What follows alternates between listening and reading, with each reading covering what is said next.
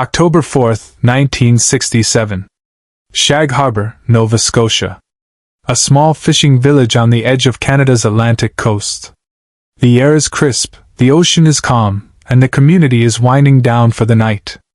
But in the next few minutes, the quiet of this sleepy town will shatter. Lights appear in the sky.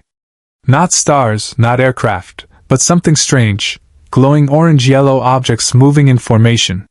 They descend toward the ocean, and then crash into the water with a bright flash.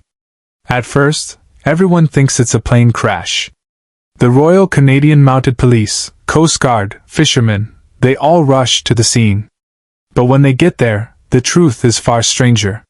This is the story of the Shag Harbour UFO crash, one of the best documented, most credible UFO cases in history, and one that, to this day, remains unsolved.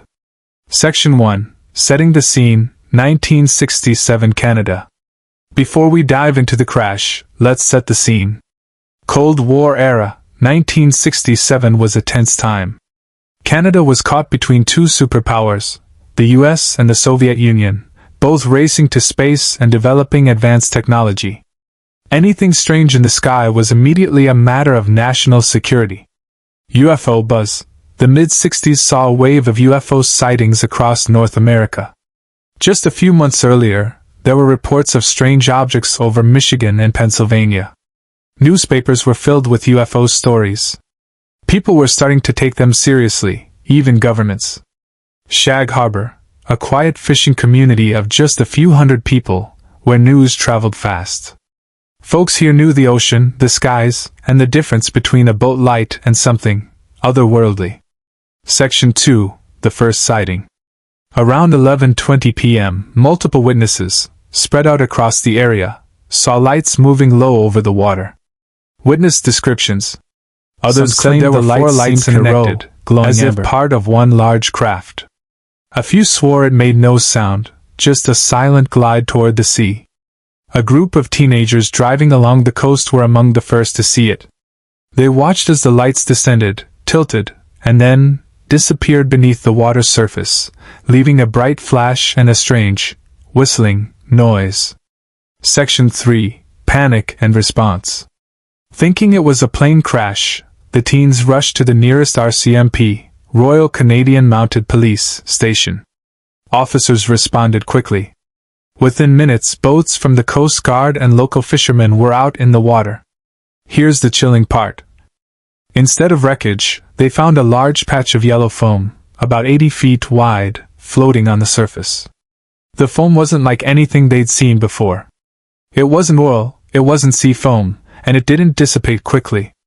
Divers reported the foam was thick, almost gelatinous, and oddly fluorescent under their spotlights. And there was no debris, no bodies, nothing to indicate an aircraft.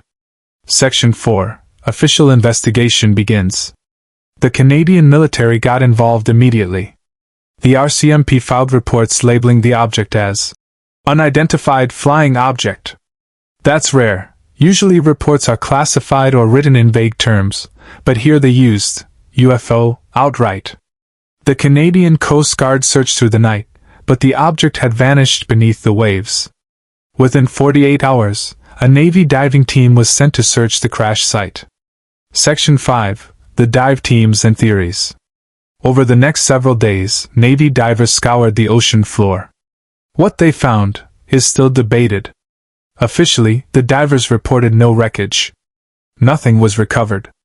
Unofficially, there are whispers from former military personnel that the divers tracked the object as it moved underwater, heading northeast. Some accounts claim it stopped near a place called Government Point, where the Navy kept a listening post for tracking submarines. This led to one of the most intriguing theories. There may have been two objects. Witnesses in nearby areas reported strange lights under the water days after the crash. Section 6. UFO researchers get involved. This case is unique because it attracted the attention of serious UFO researchers almost immediately. Stanton Friedman, the famed nuclear physicist turned UFO investigator, dug into the case. He found multiple military witnesses willing to speak off the record.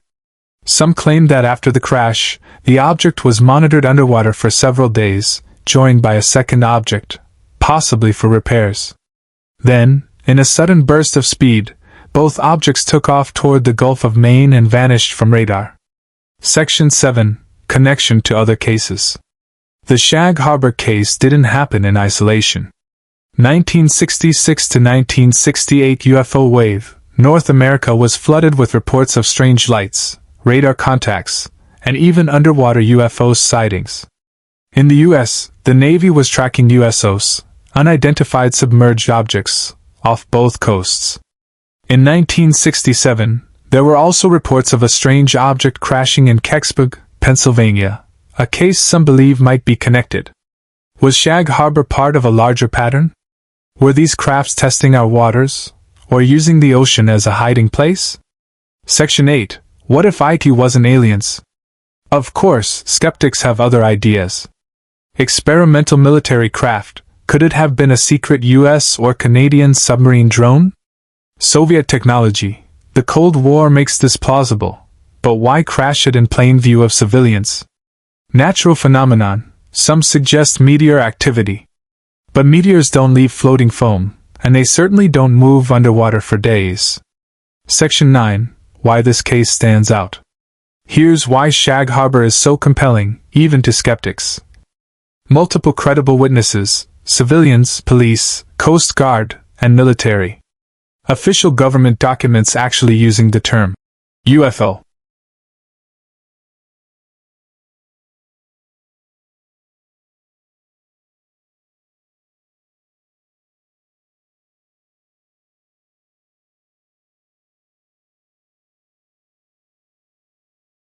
Physical evidence in the form of unusual floating foam. No debunk that accounts for all the facts. Even the Canadian government, decades later, still lists the incident as unsolved. Section 10. Legacy and modern interest. Today, Shag Harbour embraces its mystery. There's a UFO museum, an annual festival, and documentaries that revisit the case. The story has appeared on shows like Unsolved Mysteries and Ancient Aliens. It's often called Canada's Roswell. Though unlike Roswell, this case doesn't rely on rumor, it's backed by official files. Ending. Final questions to the audience. So, what really happened that night? Did a UFO crash into the Atlantic and slip away into the depths? Was it a secret Cold War experiment gone wrong? Or something else entirely? Something we still don't understand? If you were standing on the shore that night, staring at glowing lights sinking into the ocean, what would you believe you were seeing? Let me know your theory in the comments. And remember, the ocean hides many secrets. Maybe this was one of them.